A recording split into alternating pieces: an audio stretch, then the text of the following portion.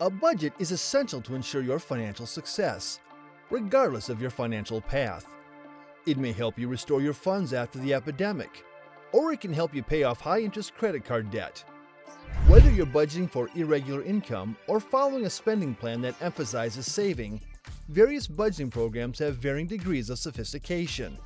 However, if you need assistance beginning a budget or getting back on track after a setback, the 50-20-30 rule might be a simple technique to think of.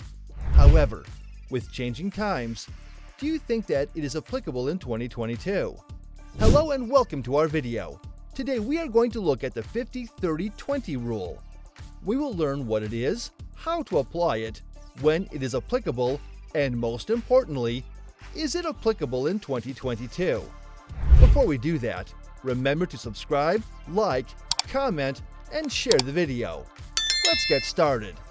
What is the 50-20-30 rule, and how does it apply to you? Professor, now Senator, Elizabeth Warren and her daughter Amelia Warren Tyagi discussed the 50-20-30 rule in depth in their book, All You're Worth, The Ultimate Lifetime Money Plan. Based on after-tax income, the formula divides money into three portions. People overwhelmed by more precise budgeting approaches may find it simpler to organize their cash into buckets or portions. There's no need to be concerned if you're unsure of where to begin. Most other budgeting solutions are more complicated than the 50-30-20 budget rule. For this one, it is simple and easy to apply. It's based on three distinct percentages that may be readily broken down to meet your budget. Now that you know how the plan splits your money into three buckets, necessities, desires, and savings, let's take a deeper look at each one and how it all works. Needs portion, 50%. We have the needs portion, which takes up the largest chunk of money, 50%. Simply said, they are the must-haves or essentials, the items you cannot live without daily. Your most essential expenses should be covered by 50% of your after-tax income. Car payments, minimum credit card payments, and other financial obligations are all included in this portion. While these requirements may be simple, a single missed payment may harm your credit score. Having excellent credit also benefits you in the future. How?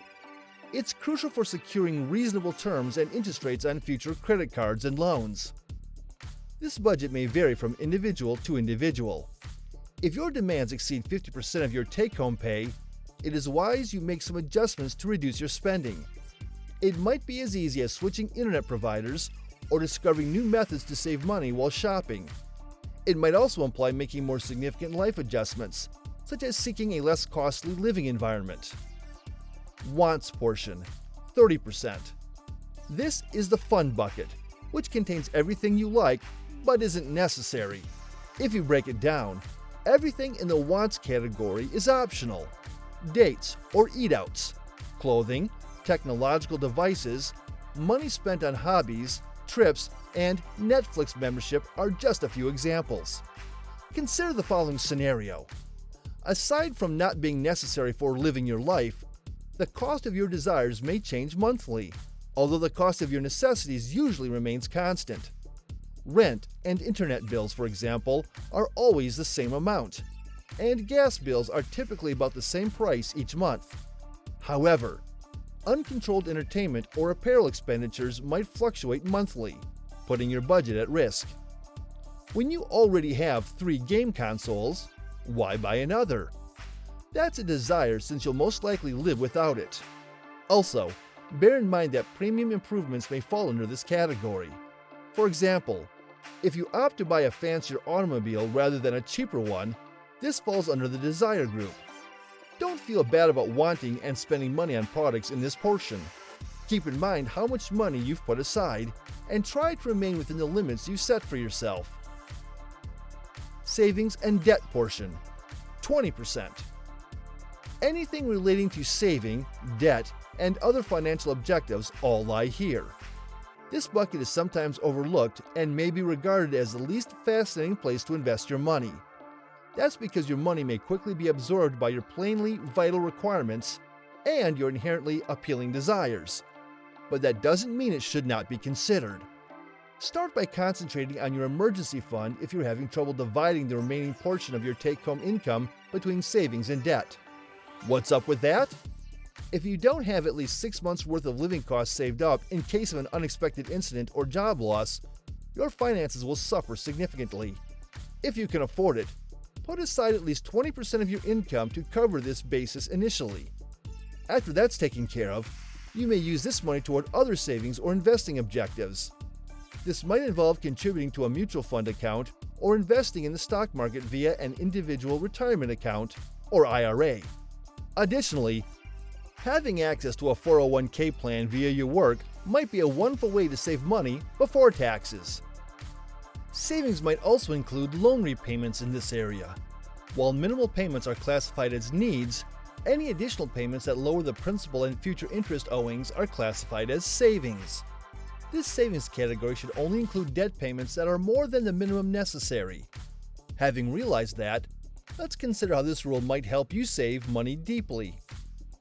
Using a 50-30-20 budget to save more money. Take a look at your take-home pay first. Pay attention to how you divide your income according to your goals, needs, and savings. To put it another way, how much money ends up in your bank account after taxes, and how much money do you have to deal with when it comes to the 50-30-20 budget rule? Next, be honest with yourself about where your money truly goes.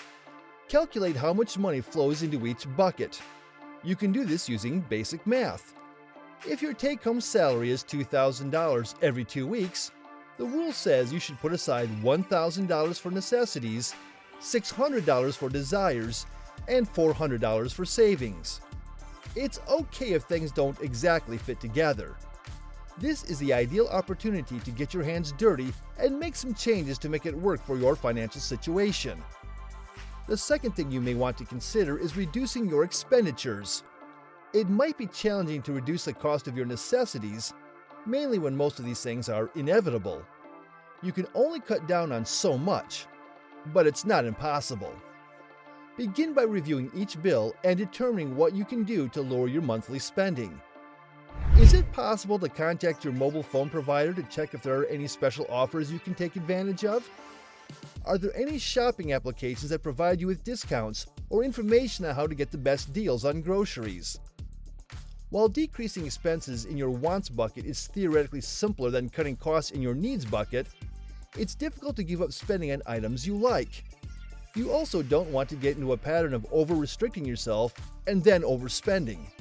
To begin, eliminate items you don't enjoy spending money on, but may do so out of habit or simply because you forgot you were paying for them. Maybe you signed up for HBO Max months ago, but don't use it anymore, although you're still paying for it each month. It's as simple as canceling the subscription to get rid of it. You can also seek automated applications that will halt any auto-renewal of subscriptions every month. Are you looking for another strategy to reduce your wants? Alternatively, you might use a switch it, don't stop it strategy. Instead of completely eliminating an expenditure, search for lower-cost alternatives. If you like reading, consider borrowing books from your local library or swapping with a friend instead of purchasing new books monthly. That kind of stuff.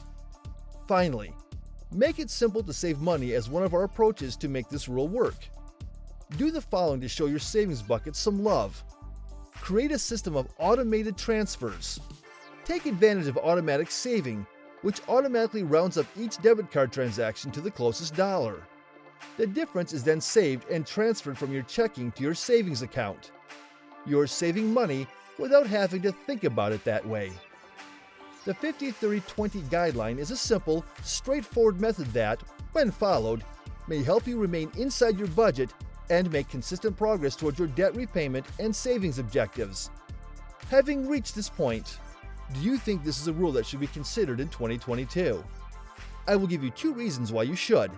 1. We live in periods with a lot of financial uncertainty. Inflation is going up overnight, and jobs might well get lost. With that in mind, you can store some security funds up for rainy days. 2. The rule would teach you to spend money on things you genuinely need, which means you might even spare some money you can invest, granting you financial freedom. What do you think about the 50-30-20 rule? Are you going to implement it? Let us know in the comments section. That will be all. Until the following video, stay tuned and get applying that rule. Bye-bye. Thanks for watching.